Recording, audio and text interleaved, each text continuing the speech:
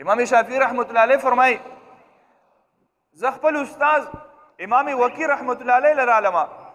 او وای ما خپل استاد ته د خپل حافظي شکایت وکړو ما ورته ووی شکوت الی وکی سوء حفظي وای ما خپل استاد محترم ته امام وکی رحمت الله علیه ته د خپل حافظي شکایت وکړو چې زما د حافظه ډیره کمزوري ده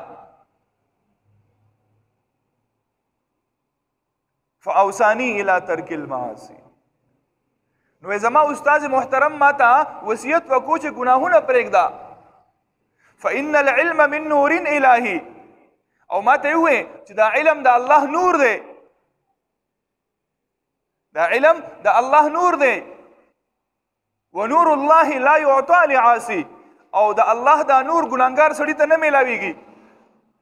یو سړی د ګناهونو هم کوي او دې وې چې ما ته به د الله علوم حاصل شي د الله معارف به ما ته حاصل شي د الله تعالی علوم به زما په سینه کې راننوځي قرآن به ما ته حاصل شي احادیث به ما ته حاصل شي فقه به ما ته حاصل شي تاریخ به زه زده کما نه نه نه نه نه ای خیال است و محال است و جنون تلیونه امام شافعی رحمت الله علیه سوی شکوت الی وکیع سوء حفظی فأوصاني إلى ترك المعاصي فإن العلم من نور إلهي ونور الله لا يعطى لعاصي ما خپل استاد محترم ته د خپل حافظي شکایت وکړو چې ای استاد محترمه زما د حافظه ډیره کمزوري ده نو زما استاد ما ته ووی چې ګناهونه پرېږده ما ته وصیت د ګناهونو د پرېښودو وکړو او بیا راته علت ووی چې فإن العلم من نور إلهي چې دا علم د الله د طرف نه یو نور دی ونور الله لا يعطى لعاصي او د الله دا نور ګناهګار سړي ته نه میلاویږي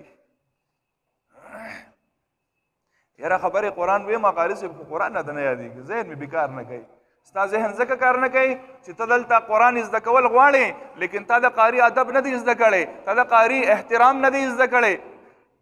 د امام شافعي رحمت الله علیه غریب په څه ګناه وه چې استاد یې ورته وایي چې فاوصاني الی ترک المعاصي ما ته وصیت وکړو چې ګناهونه پرېږده د امام شافعي رحمت الله علیه غریب په څه ګناه وه چې په 2 کالو کې یو سړی د قرآن حافظي او په 15 کال کې فتوا ورکړي د ده به څه ګناه او حالات یې څه دي حالات یې دا دي چې د شپې کله مانځه ته ودرېږي د شپې کله مانځه ته ودرېږي نو په یو رکعت کې سل آیاتونه وایي او دا د غټ عمر خبره نه ده دا د وړوکوالي خبرې دي چې 100 آیاته د شپې د قرآن آیاتونه په مانځه کې لولي او څه وایي استاد راته وایي چې ګناهونه پرېږده زما ستا په ذهن کې چې کم ګناهونه راځي یا کم مونږ پیژنو امام شافعي رحمت الله علیه دا ګناهونه هم نه پیژانده چې دا پکې هم لایي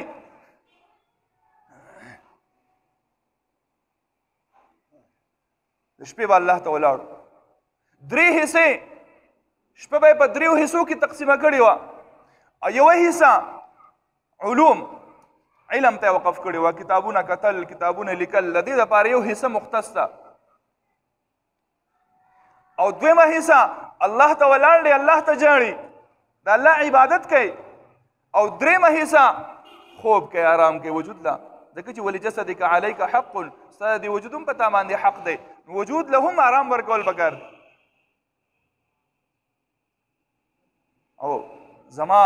بچی ته وګوره زما ماشوم ته وګوره زما نوجوان ته وګوره د هغه د شپې 3 حصې وګوره که نه چې په کوم ځای کې تقسیم شوي دي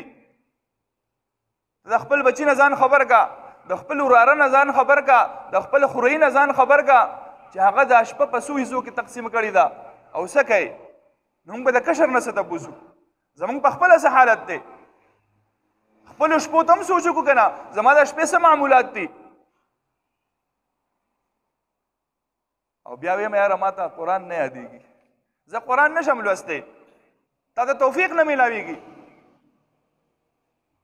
موږ ټیسټونه کوو که نه دا د شوګر ټیسټ دا د سترګو ټیسټ دی دا د تبې ټیسټ دی دا د کرونا ټیسټ دی دا ټولې بیماری دی الله دې زموږ د ټولو حفاظت وفرمایي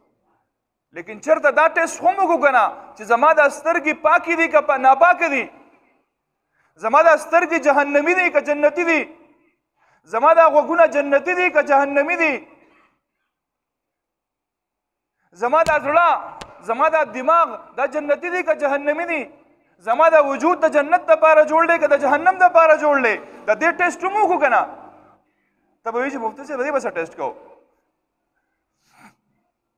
ته دې خپلې سترګې ټیسټ کا که ستا دا سترګې په قرآن کې عادت دي ستا دا سترګې په قرآن په مصحف باندې لګي نو تا ته دې مبارکي ستا سترګې پاکې دي دا جنتي دي او که قرآن مجید موږ وایو قرآن نه راخلي قرآن نه قرآن یې ځان ته نه پرېږدي که ستا سترګې په قرآن په مصحف کې لګي او ته الفاظ ویلی شي او تا له خوند درکوي نو مبارک دي ستا سترګې جنتي دي ته به جنت ته ځې انشاءالله او که چیرې قرآن ته رااخلې او په تا باندې بوج راځي په تا سره ډوبې راځي قرآن دې ځان ته نه پرېږدي نو بیا پوه شه چې نظر دې بې المازه دی